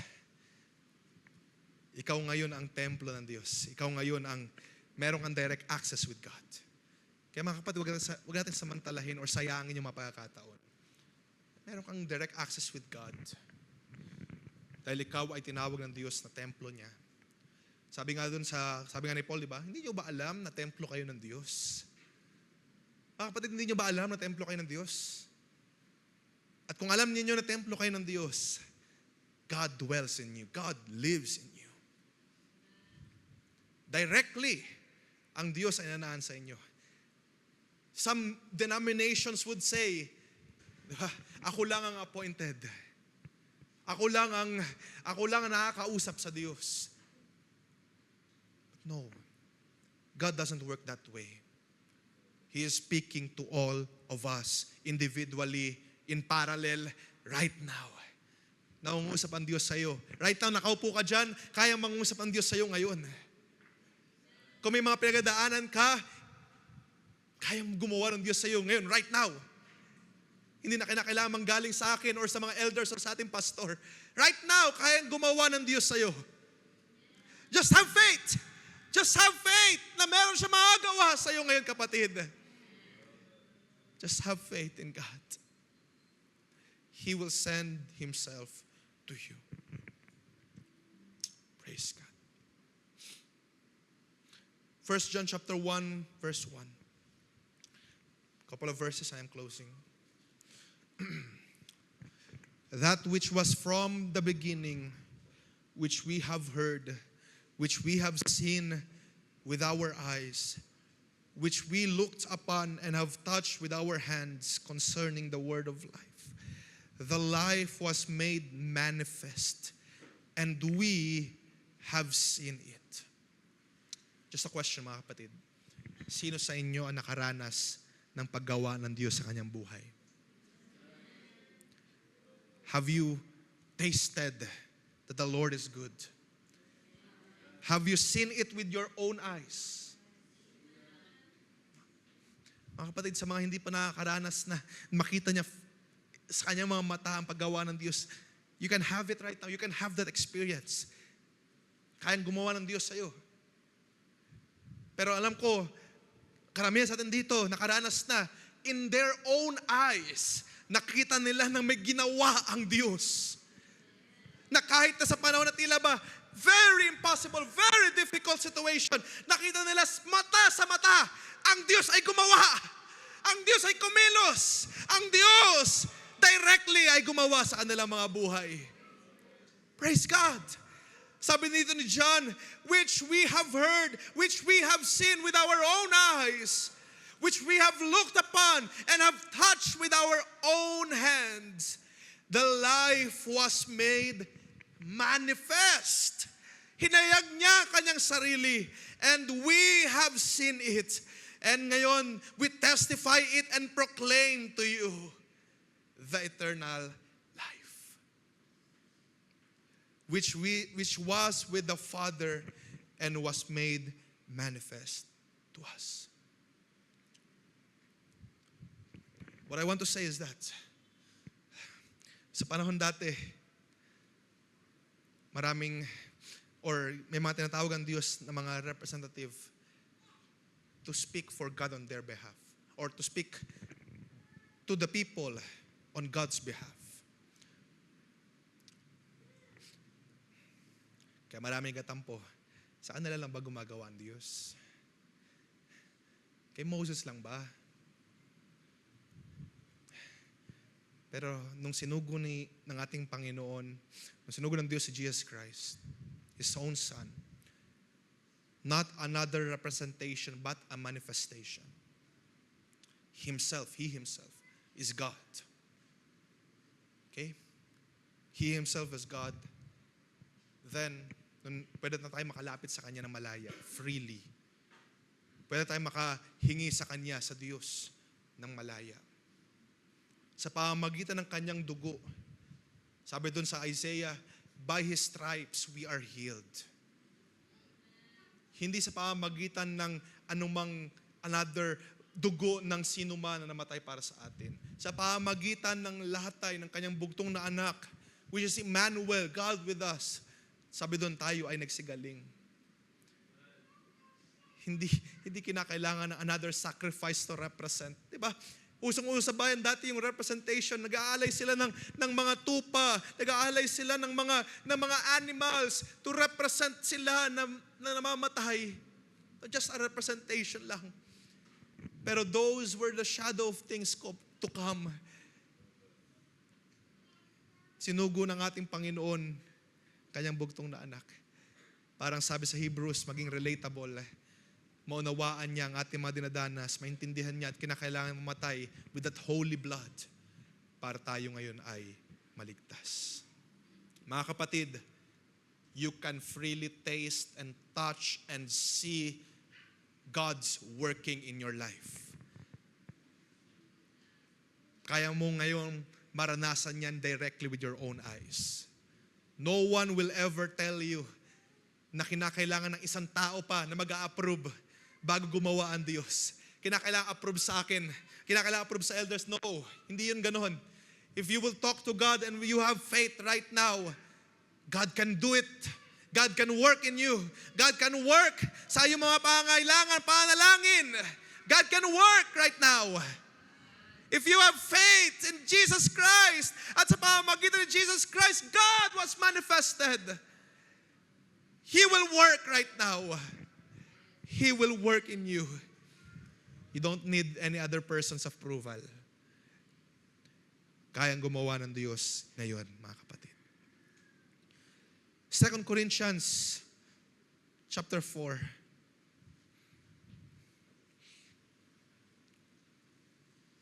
Okay, hindi pala natatapos yung 1 John, sorry. 1 John chapter 1 verse 2. Tapusin na natin to. The life was made manifest, and we have seen it, and testify it, and proclaim to you the eternal life, which was with the Father and was made manifested to us. That which we have seen and heard, we proclaim also to you, so that you too may have fellowship with us. And indeed, our fellowship is with the Father and with His Son, Jesus Christ. This is the fellowship that we have, mga kapatid. A direct access with God. Direct access with God. No more representations. No more representatives. Ikaw mismo ngayon, you can have access to God. 2 Corinthians chapter 4, verse 1, therefore, having this ministry by the mercy of God, we do not lose heart. Can you say amen? You have this ministry by the mercy of God. Sa biyaya ng Diyos, meron tayong nitong buhay na ito. Hindi tayo ngayon nawawalan ng pag-asa. But we have renounced these graceful, underhanded ways. We refuse to practice cunning or to tamper with God's word. But by the open statement of the truth, we would commend ourselves to everyone's conscience in the sight of God. And even if our gospel is veiled, it is veiled only to those who are perishing. We openly share ngayon ang salita ng Diyos. Jesus Christ died for all of us. And unfortunately, sometimes the gospel is veiled for those who are perishing. Pero just share the word. Ibahagi mo lang ang salita ng Diyos.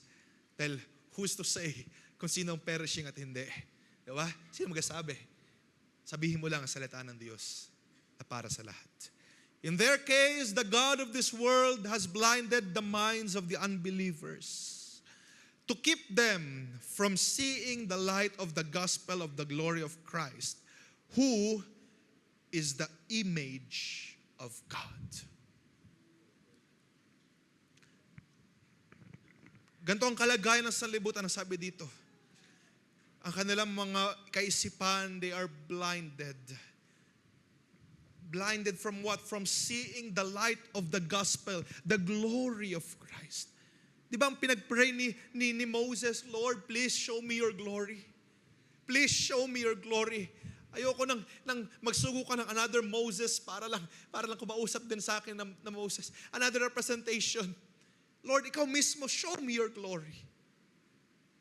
Pero ngayon, mga kapatid, through Jesus Christ, ang sabi dito, we can now see the light of the gospel, of the glory of Christ. Na, sabi dito, who is the image, the exact image of God. For what we proclaim is not ourselves, but Jesus Christ as Lord, with ourselves as your servants for Jesus' sake. For God who said, let light shine out of darkness, has shown in our hearts to give the light of the knowledge of the glory of God in the face of Jesus Christ. Mga kapatid, as I close, God has revealed Himself to you, to us. Alam niyo ba yun?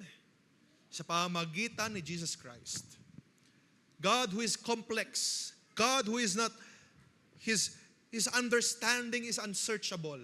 Ang sabi sa Isaiah, di ba?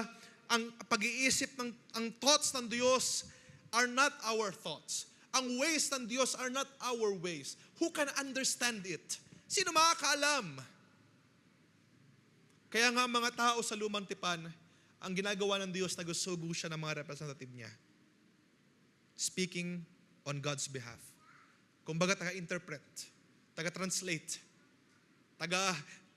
kuminsan kinakailangan nabasa ko nga sa article, sabi, kinakailangan ng human touch para lang ma-understand ng bayan. Kasi kapag yung Diyos ang nagsalita at nagalit, nakakatakot. Kinakailangan ng relatable. Kinakailangan na medyo kalma.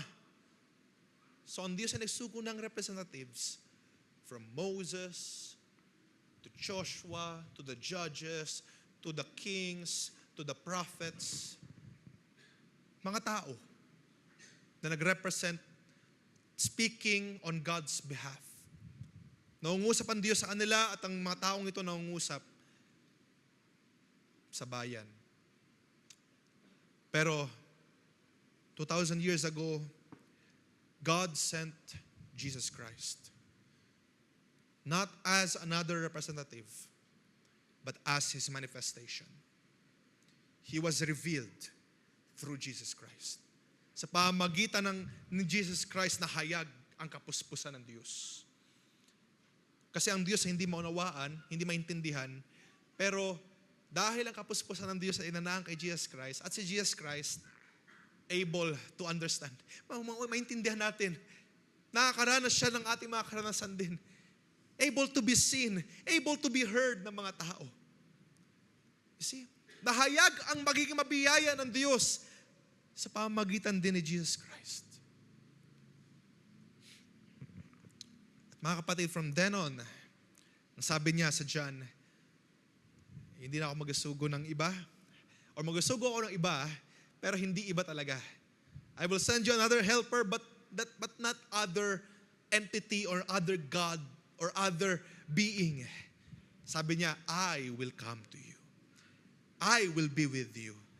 Kaya ngayon mga kapatid, kung may mga pangailangan tayo, God will be with you. God can directly talk to you, can directly access you. You can directly access to God. Sa mga pangailangan mo, sa mga desires mo sa iyong puso, you can freely talk to Him. At hindi ba dapat tayo mag-alak dyan, mga kapatid? Dahil it's a great privilege. Huwag natin sayangin yung privilege na yan, na makalapit sa Holy of Holies. Through Jesus Christ, nangyari yan. Kung nabubuhay tayo sa katulad ng buhay ng Israel, kinakailangan pa natin antayin si Moses para lang maging tagapamagitan. But right now, you can freely talk to Him. You can freely draw near into His presence. Because He is manifested. Jesus Christ, the manifestation of God. He was revealed. Dahil ang kapuspusan ng Diyos ay nalahan kay Jesus Christ. He was revealed to us. At mga kapatid, may that be an encouragement na sa panahon ng iyong pangailangan, hindi mo kinakailangan na katulad ng ginagawa ng ibang religions for someone to pray for them. Of course, maganda na meron na nalangin para sa atin. Pero you too can also pray for yourself. Kaya mo ngayon manalangin right now at merong Diyos na tutugon. Merong Diyos na dirinig. Merong Diyos na gagawa. Because ikaw ngayon ay may direct access sa Diyos. Sa ibang mga religions, that doesn't work that way. Kinakailangan sa ganito ang magsabi na ganito, na magpe-pray siya para sa Diyos. But that's not the case. That's not what we have learned in Christ. Pwede ka ngayon lumapit at magsabi, Lord, kailangan ko na ito. Kailangan ko ng kagalingan sa aking mahal sa buhay. Kailangan ko ng kalakasan. Kailangan ko ng kaligtasan. Kailangan ko ng Diyos na magtuturo sa akin ang dapat gawin. And God Himself will reveal it to you. Gagawa ang Diyos sa ating lahat. Mga kapatid, sino nagalak sa bagay na yan? Salamat sa Diyos. Salamat sa ating Panginoong Kristo Jesus na naghayag ng Kanyang sarili upang ngayon ay freely na ako makalapit. He is able to understand. Naintindihan niya ako, naunawaan niya ako. Naintindihan niya na nahihirapan ako sa mga aking karamdaman, sa aking mga pangailangan. He is able to understand. We have a high priest who is able to sympathize with us sa mga afflictions natin, sa mga pagdurusa natin, na marunong magsimpatiya ang ating Diyos. At siya ay kayang tumugon sa lahat ng ating mga pangailangan. Kaya niyang tumugon sa ating mga kahirapan. Kaya niya tayong lapitan ngayon. At ikaw ay pwede na ngayon lumapit din sa Kanya. Lord, tulungan mo ako. At merong tulong na darating sa iyo directly from the throne of God. Purihin ang ating Panginoon. Pasalamatan natin siya. Dakilain natin siya.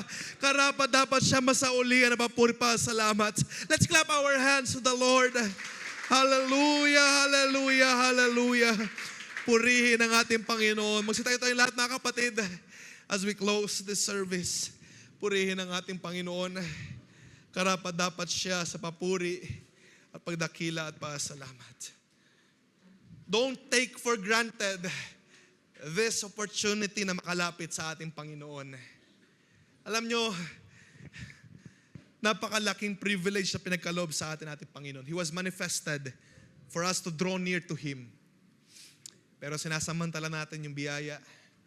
Sinasamantala natin yung panahon. Sinasayang natin yung mga oras. The opportunity to draw near to Him. Sa panahon na nangangailangan ko, ano gagawin ko?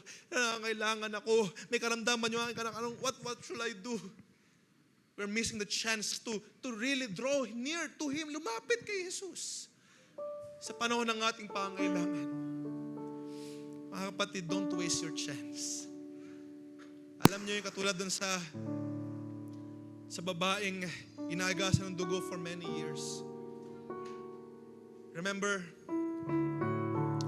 when Jesus approached that town, maraming mga humahawak sa Kanya. Diba? Jesus, Jesus. Pero itong babaeng ito, ang kanyang pananampalataya, just to touch the hem of His garment, ako'y gagaling. At nung hinawakan niya ang laylayan ng damit ng ating Panginoon, sabi ni Jesus, somebody touch me. Somebody touch me. And the apostle said, Lord, daming humahawak sa iyo. Lahat sila nakapalibot sa iyo ay they're trying to touch you. But Jesus said, I know. But this someone touched me. May virtue na nawala. Umalis from me. At inako na babae, ako yun. Ako yun, nakatayo ako ngayon. Wala na akong karamdaman. Ako yun, Lord. Pumanin. Sabi ng ating Panginoon, be healed. Lumakad ka ngayon ng malaya. Mga kapatid, don't take for granted what Jesus has done in the cross. Malaya na tayo ngayon makalapit sa Kanya. Hinayag na mismo ng Diyos. He manifested Himself. Imagine nyo sa panahon ni Moses. Walang opportunity to see God. It's just that kinakailangan pa mag-request ni Moses, Lord, please show me your glory. At nakita lang niya yung likod ng Diyos. And right now, sa pamamagitan ni Jesus Christ, nakita mo kung sino ang Diyos. Naunawaan mo, naintindihan mo yung kanyang kaluwalhatian sa pamamagitan ni Jesus. Nanahan sa iyo. Isn't that a great privilege, mga kapatid? Kaya nga madalas sinasabi ng banal na kasulatan, madalas sinasabi ng mga ngaral, oh, what a blessed generation na meron tayo. Dahil sa panahon natin, ang kapuspusan ng Diyos, ang fullness, ay naaranasan natin sa ating panahon. What Moses and Abraham and Noah have prayed for many years years, hinanap nila ang city whose maker and builder is God. At sabi doon, they are not perfect without us. At sa panahon ngayon, mga kapatid, naghahayag ang Diyos freely. No more representation. I myself will reveal myself to you. I will make manifest myself to you. Sabi sa 1 Peter, He has given to us all things that pertains to the knowing of Christ, the understanding. What a great privilege, mga kapatid. What a blessed people of God. And what shall we do with these things, mga kapatid? Remember, we have a high priest who is able to sympathize us. We can go directly to Him. From God's representation, from God's representative, He has sent His Jesus Christ, His own Son, His begotten Son, as His manifestation. No longer just to represent, but He Himself manifested in the flesh. Salamat sa ating Panginoon, salamat sa Kanyang mga gawa sa ating mga buhay. Hindi natin tumatanggap kung hindi dahil sa biyaya ng Panginoon. Kung hindi dahil sa Kanyang biyaya sa pamamagitan ni Jesus Christ, hindi possible ang ganitong gawain. Dahil hindi tayo makakalapit sa ating Panginoon. Lahat tayo takot, afraid of what God can do. Pero with His grace and love, nagkakaroon ka ng confidence to go near. Makaluhod sa templo ng Diyos. Makapanalangin. Kaya huwag natin sayangin yung mga panalangin, mga kapatid. Hindi yan possible sa panahon dati. You cannot directly talk to God. Only select few people, His representatives. But right now, everyone has free access. Because Jesus Christ manifested Himself for all of us. Let us pray. Dakilan namin Diyos, maraming salamat sa panahong ito, sa opportunity na maging kabahagi ni Kristo Jesus. The Word became flesh and dwelt within us, in us. Salamat o Diyos sa ganitong pribilehiyo na makilala ka. The mere fact, O Diyos, na kami ay kayang manalangin, ito'y dahil sa iyo, Panginoon. Sa panahon dati, only a few people can draw near to your presence. Pero Lord, maraming salamat na kaya na namin makalapit ngayon. Sa panahon namin mga pangangailangan, sa panahon ng aming mga weaknesses, pwede na kami lumapit sa iyo ngayon, kumatok, humiling, dumalangin, umiyak. Lord, hindi ito magiging possible kung walang yung bugtong na anak na sinugo mo to manifest yourself sa aming kalagitnaan. Na ikaw ang mahabaging Diyos. Inihayag mo sa amin na mahabaging kang Diyos. Come to me all who are weary and heavy laden. Inihayag mo, Diyos, na ito ay free for everyone. Those who are weary, those who are heavy laden. At ikaw ang nagbibigay ng kapahingahan. O Panginoon, salamat sa pagpapahayag mo ng iyong mga salita. Salamat sa paghayag mo kung sino ka, O Diyos. Jehovah Jireh, Jehovah Rapha, Jehovah Nisi, Jehovah Shalom. Inihayag mo lahat ng iyong karakteristik sa aming mga buhay. At O Diyos, maraming salamat. Hindi mo lang basta hinayag. Ito'y aming naranasan. Ito'y aming natikman. Ito'y aming nakita. Ito'y aming naranasan sa mga buhay, O Diyos. O maraming salamat sa iyo, O Diyos. Maraming salamat sa iyo, Panginoon. Karapat dapat kang may taas sa aming kalagitnaan, O Diyos. Karapat dapat ka maluwalhati. Hallelujah, hallelujah. Hallelujah. Ikaw mismo ang pumaroon sa aming mga pangailangan. Ikaw mismo nag-abot ng iyong kamay sa aming mga pangailangan. Ang iyong kamay ang umabot sa amin, sa aming mga kahinaan. Ang iyong kamay ang umabot sa amin, sa aming paglunod sa mundong ito, O Diyos. O dakilang pag-ibig ang siyang aming naranasan. What a great God. Na sa panahon ng lumang tipan, very complex, unrelatable, God, dahil you're a great eternal spirit. Pero right now, you have made yourself relatable. Naranasan mo ang mga paghihirap namin, O Diyos. Natikman mo ang hirap ng kamatayan. O Diyos, karapat dapat kang sambahin at luwalhatiin. Minanifest mo ang iyong biyaya, ang iyong kagandahang loob sa bawat isa. O tunay nga, O Diyos, tunay nga, napakabuti mo. At ngayon naranasan namin mga sabi namin, may confidence kami na tumayo at magsabi, our Lord is good. Our God is good. Hallelujah, hallelujah, hallelujah. And His mercy endures forever. Panginoon, hindi lamang ito namin basta narinig. Hindi lamang ito namin basta nakita sa iba. Naranasan namin ito sa aming mga buhay. Directly, Ikaw ang Diyos na gumawa sa aming mga buhay. Inabot mo kami, O Diyos. Niligtas mo aming mga mahal sa buhay. Hallelujah, hallelujah, hallelujah. Hallelujah, hallelujah. Directly, O Diyos, na gumawa ka sa amin. Hindi man kami karapat-dapat.